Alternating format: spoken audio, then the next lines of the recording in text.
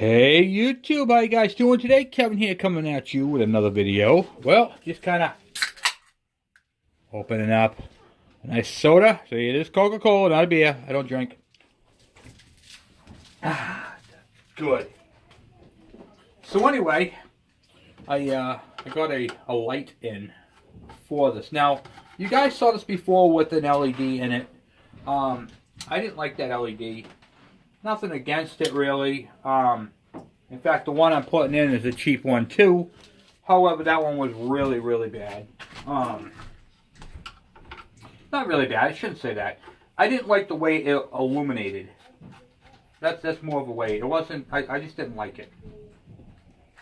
So this is the Ke102 build. So we got to make it. Hey.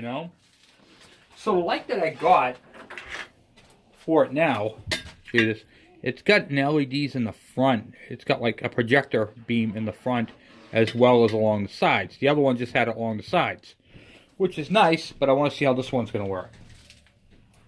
So actually, let me see if I can show you guys. Oh, here, where are you guys going here? Over here, I put a 12-volt battery down here. Hook it up to the 12-volt battery.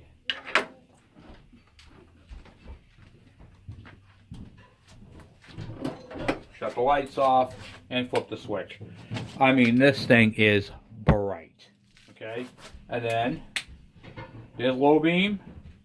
I don't know if you can see it not too well because they're right in there, but it's got it right in the front. So that's high beam, low beam. So I really want this thing to be seen, which is my plan for this bike. I don't want it to be any, whatchamacallit there. I don't want it to look like it's got a 6-volt charging system in it, you know what I mean? Nothing against the 6-volt charging systems, because I have on all my other bikes. But I really like the 12-volt illumination better. Okay. Got that out. There we go. And then to put it in, it's just got the ring. Now, that bucket that's on here is a Kawasaki Ke100 headlight bucket. A Ke100 headlight ring. But the bulb in the middle here is from a Yamaha Virago modified to fit.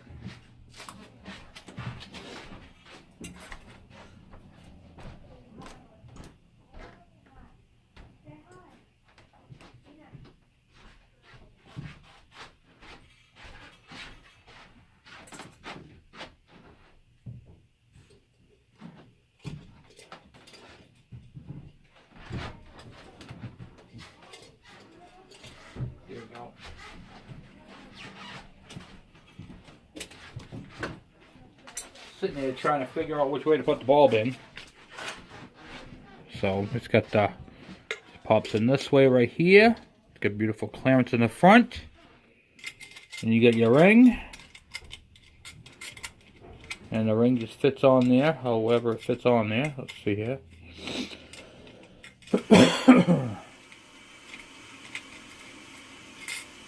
Always a pain in the neck trying to figure these things out. So 2 tabs. Oh, they go on the lock tabs. Okay, there we go. Apparently it doesn't matter. Or does it? Yep, there it goes. Okay. And then you get your lock ring. Just like that. So realistically, what I want to see... Let's see, which way's top? Top is, it tells you right on the headlight bulb, top. And then it tells you top on this. So that worked out well. And it's just like a little rain hat. That just protects it. Gives it a little bit of shield. We're going to plug it in.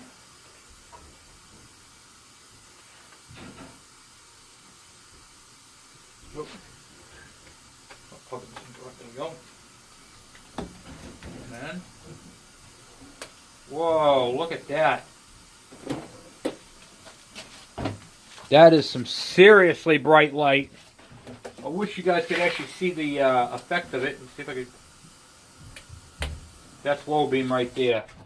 That thing is beautiful. I know you can't really see too well on the thing there, but I really like the way it shines and projects. Very, very nice. I really, really like that. That is a good looking light. Nice and white, nice and clear. The high beam on it is ridiculous. Beautiful. That's what I'm looking for out of my headlight, guys and girls. Okay, and I'm going to take my factory Ke100 headlight plug. So it plugs into the factory headlight. And then I'm just going to plug that in here. Just like so. And now for the fun part, the part that I'm dreading. I've got the grill on the front of this thing, and I kind of wanted it to be a easy headlight swap. So that is the part that I'm concerned about, because I got LEDs in here. So I got all my instrument is LED. All the lights on this bike are going to be LED. So I'm going to try this to put this in. That's what it really looks like, guys. It really came out cool. Alright. See if we can scoot this up and in. And look like that. Well, that's not bad at all. Then you get it back to where you think you want it. Put it forward.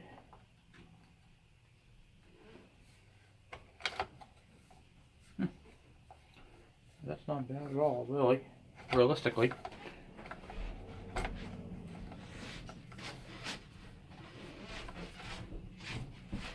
Okay.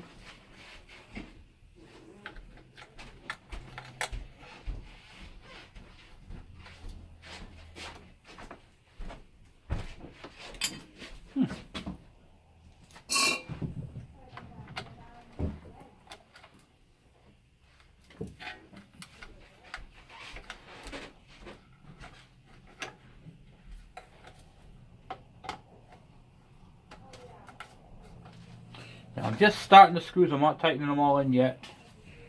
I just want to see how they're all going to fit in there, you know. Yeah, this is really exciting.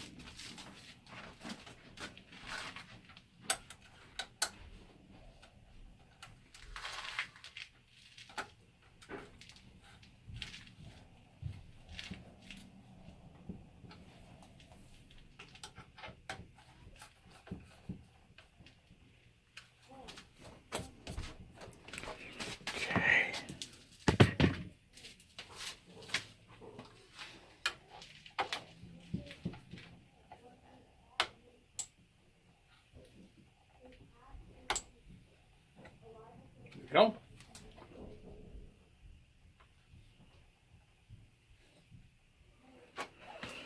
And there she is, guys.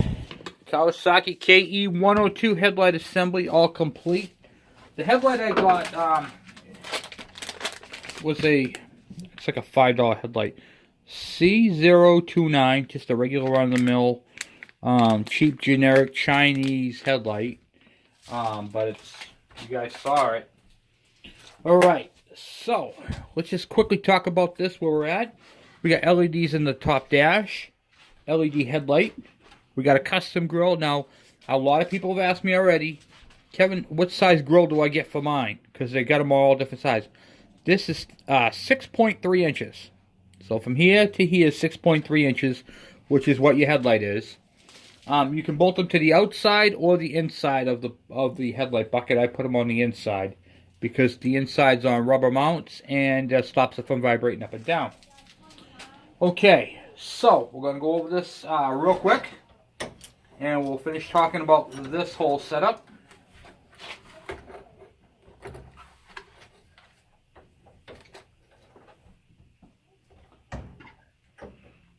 Okay, so the tachometer cable is from a Kawasaki GTO 125. The gears that are inside the engine are from a GTO 100 Kawasaki. The speedometer cable going down to the what do you call it, the speedometer drive is from a Yamaha RD 400. The headlight is from a Yamaha Virago. The gauge cluster is from a 1982 MB5 Honda. And that's pretty much the craziness of this whole part of the build. There is going to be a whole lot more crazy on this build. But this right here is made up of Honda, Kawasaki, and Yamaha. Just this part right here. So with that said, you know, you get what you build, you know what I mean? So it's going to be a nice custom build. They're proportionate. The gauge came out nice. Everything looks professional and looks good, which is what I'm going for on the bike. So that is the headlight that I'm using. Alright, so now let's get back on to the top secret project I've been telling you guys about.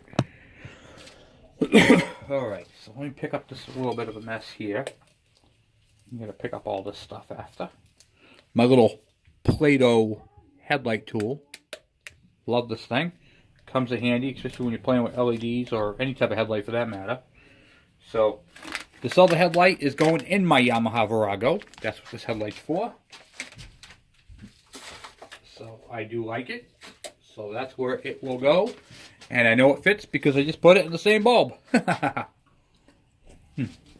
Good Coca-Cola. Alright, move this battery. And we will get back on to where we're at. So where I'm at right now is I took off the fuel tank. And I took off the petcock. This is off the Chappie. The Chappie LB 50. And I wanted to explain to you guys about the fuel tank. It's got two fittings on it. Okay? Two nipples on the bottom. So this nipple right here is for your on.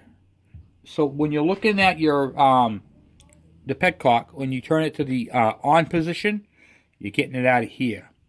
When you turn it to the RES or reserve, it comes out of here. So when the fuel level drops below this nipple, the fuel will shut off. You switch it over to reserve, and now you have this whole chunk right here of fuel going into your bike. Enough to get you to the gas station or get you home, depending upon how far you are and where you are at. Okay, so I took the petcock apart last night, and we've already done the carburetor. We did that the other day. You guys saw that. We fixed the little hole in the bottom. That's all done. All right, let me put that over there. So this is the little switch grommet, if you will, or gasket seal. It's got a hole in it, so of course you put gas in it, comes running right back out. Fuel filter was clogged up with all kinds of debris, or debris, if you're spelling it. Chest thing was in really, really poor shape as far as the petcock is concerned. So I'm going to see if I can find the seals for it. I cleaned out the bowl. Now this bowl right here that you see, it's on my finger. This is on the end of pretty much every petcock on motorcycles or dirt bikes or four-wheelers, okay? Some are aluminum, some plastic like this one. This catches all the debris. So when your fuel tank has a lot of crap in it, it goes into here. I'm going to tell you guys something. If you have to clean your carburetor, if you have to clean this thing, you need to clean your petcock. Because the petcock has the screen in it. It's got a lot of debris that builds up inside. If it builds up in your carburetor, it builds up in your petcock. Remember, this one right here, the Chappie one, bolts to the side of the frame. But a lot of you guys have your bikes where it screws into the tank. There's one's a brass pipe and the other one's a filter screen. That screen needs to be cleaned. Alright, so let's take a look at it. I don't know the condition of it. It's been sitting in here overnight. I put it in here. I did it last night after I did that other video there, so I didn't really have much time on my hands because things have been crazy. Okay. So.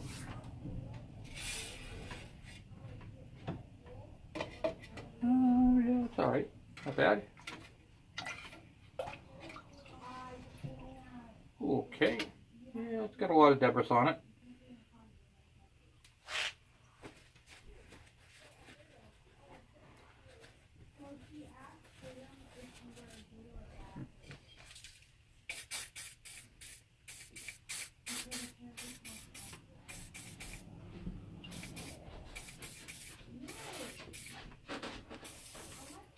Okay. All right. On the petcock itself, you can see right here where it's got a lot of lines. It's got one right here. This one that is separate from the other three. This one right here goes right up to your carburetor. So if you have an LB50 or an LB80, it goes up to this right here on your carburetor. If you have, you're going to have three other tubes. So you have your RES for reserve. That line is going to connect to the bottom of your tank, the very, very bottom one. The one that says on, that's going to connect to the upper nipple on the bike. The other one, the third one, is a vacuum. So that vacuum is a vacuum pole, and what that does is when you shut the bike off and the vacuum stops from the engine, the little plunger goes inside and shuts off all fuel. So it doesn't matter if you have it on or on reserve, you will get no fuel out of this one or this one because there's no vacuum. Okay? So keep that in mind. That is a vacuum shutoff. And it is in excellent condition on this bike. So I really can't complain about that. Oh, it tells you right here. And that right there tells you fuel. So that's your fuel line. We are going to replace all the lines on this bike. We're not going to mess around with it. We're just going to replace them because this is a top secret project for a very special person. And we want to make sure it's done right. So, alright. So let's get this over here. We're going to get crack-a-lacking some more on it. We'll see if we can pick out some of that debris that's in it. And go from there. So this side of the petcock is actually really, really clean. Yeah, this thing is nice on the inside. And I already had the diaphragms out and checked and everything else. Everything looks good. There is no holes in them. Everything's, you know, in tip-top shape as far as they're concerned. So I'm not going to stress over them. I know they'll work. I know they're good. So, this little plunger seal, everything moves freely. So we're going to throw that on and together.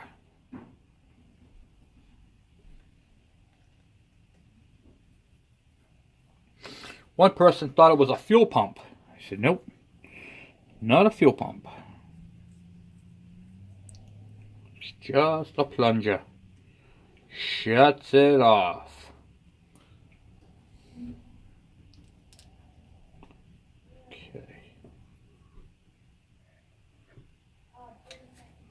Kills the fuel to the engine there. Okay.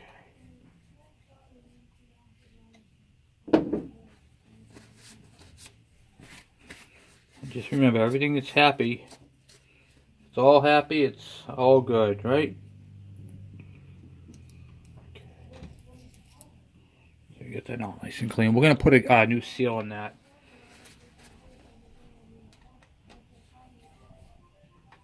Okay, here we go.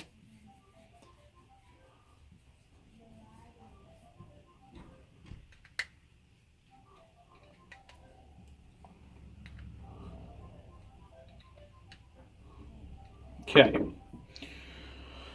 Now we have to deal with the stuff that's in this, the debris that's in here. And for that, I'm just going to scrape it out using little screwdrivers and just kind of work it out, get as much as I can. Once again, there's going to be some white corrosion in here because water got in here, and that's okay. You're not going to get it all out. It'll come out in the wash. Keep that in mind. As long as the big stuff is out, that's all that matters. Wow, here we go. Okay, scrape it. Yeah, this looks really good. I am not going to complain about that at all. Oh yeah. Okay, good.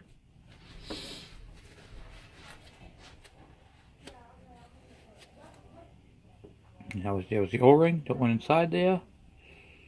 Now you might note that I am not putting a fuel filter screen in there. That's what the filter screen is. I'm putting an external one on there. Already cleaned out the bowl.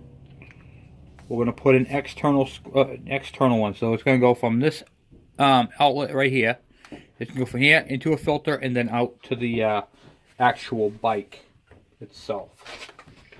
Alright, so we got that part done. I'm just going to give that a little snug. Good. And then we got to get one of these seals. And then this petcock is ready to go back into service. And we're going to put, what do you call it, the all new lines on the bike. All new ones, even the vacuum line. Alright, so back on the fuel tank, I wanted to talk to you guys real quick. I like to give tech tips and stuff like that on the channel. These are fragile. Okay, these break off pretty easy. They're not as strong as you would think. And when you have an old, bad fuel line that's just really stiff, it can make it hard. Alright, let's get that on there. Okay. Alright. So say this was on here, which it was before. I didn't get to do a video part on it, so these are good clamps so I didn't destroy them. So if your clamp is rusted, which many of them were, right there, you can see how rusted. I just take a pair of pliers, I grab hold of it, and I twist them and snap them right off. Okay? And that gets them out of the way. These happen to be two good, really good clamps, so I'm leaving them on there. The next thing I do, because some of these you just can't, you feel like you're going to break them. You can do a couple of things. You can use a light heat on them, like a heat gun, but make sure there's no fuel in the tank when you do it. Okay? And what I do is I soften it up, and you can pop it off that way. But if they're really, really hard lines like this, I take a pair of pliers, and I clamp onto it a little bit, and I go back and forth. We're going back and forth until I can turn it. Typically, you can turn them back and forth, but because of the flare on them, you can't pull them off. So what I do is I use a flathead screwdriver. I stick it underneath of it, and I turn it back and forth until it pops off. That's how I do it. Remember, if it's at an angle, you need to pull it off at an angle. If it's straight on, you need to pull it straight on. And typically, I find that people break them off of the oil reservoirs more than the fuel tank. I don't know if there's a difference between the black plastic or the white plastic. Could very well be. But this is the good tank, so we're going to be using that on the bike. And we're going to get that all squared up and squared away. Alright. The other thing I get is people trying to straighten this out. I had one person try to straighten this out. Oh, I must have stepped on it and bent it. No, that's supposed to be like that. This is designed so when you screw it on, it puts pressure, equal pressure, on the outside of here. Okay? So it's going to go like this. And you can see how it sits on there. It pushes this up against this. And these, this thing seals in multiple different ways. It seals all the way around. And if you can see, it's very hard to see. But each one of these has a built-in O-ring around it. So it seats 1, 2, 3, 4, 5 holes. Okay, 5 ways around. You can flip these over. A lot of people don't know that. You can flip these over if it works better for you. Or you can just replace it. So there's a couple of different sizes on those. So we have to get one of those. And once I get one of these, I'm going to do that. Now, if you have an old one that looks good, but doesn't quite seal, like when you go to turn the knob and it's very loosey-goosey, take this and put it in the cleaner, the dip. And then what we'll do is it'll soften it up and it'll swell it up. And that works. It's a little harder to get in, but it works. And that's pretty much it for that. So, that's, was that it? I think that was it. Oh yeah, before we go, let's go take a look at the bike and see where we're at. Alright, so I found a couple mirrors for it. That would work on the bike. Some nice mirrors. This one has one imperfection in the glass. It's got a little black dot, but we don't care about that. I think that's going to be just fine. So, we need a seat. We got the airbox coming. The cover. We need the cover that goes up here. We need a new ignition switch. Well, actually we don't. We need the key. We need the cover that goes here. The seat. The muffler. The headlight. And brakes. And that's what we're going to start with. So, we're going to get that stuff coming. Then we got to clean this whole bike up. I got to match this paint. I'm going to paint some of the bike frame up and redo that front fender there. I might do something different with that fender. I might put some cool chrome fenders on. I saw a couple online. We got to straighten out this whole mess. That right there was dented. It should be an easy fix. Repaint it, straighten up the headlight bucket, and then we'll have that all done. So, realistically, this thing is going to be good. Oh, and I got to get a... the other part that I'm looking for is the choke lever down here, because they got this, looks like it come off a four-wheeler. Works, but it's not the right one. So, this is going to be for the wife. Then after we get that all done, we have to take it down, wash the whole thing, clean it all up, and do it up. So, automatic, got to get the muffler. This is going to be a perfect little bike for her. It's going to be perfect. Like I said, she's 4'11", and we're always riding bikes and everything else, but I want to get her on a bike. I can keep up with her with my KM100 or my Kawasaki KV75, and we'll be able to cruise along, you know, take it to the beach and that sort of thing. So it'd be a lot of fun to get her out there on two wheels and just kind of cruise. And this thing is pretty cool. I mean, this thing has got all the bells and whistles, all the gauges, everything that, you know, the other bikes that we have. So, it should be pretty nice for her. So, hopefully she likes it. This is going to be, hopefully, either her birthday present or her Mother's Day present. We're not quite sure yet, but we're going to work on it. So, well, anyway, guys, I'm out. Thank you for watching. Sorry this wasn't the top-of-the-line videos that you guys are used to, but kind of a little show and tell and a little tech talk. So, alright, guys, I'm out. I'll talk to you guys later. Thank you for subscribing.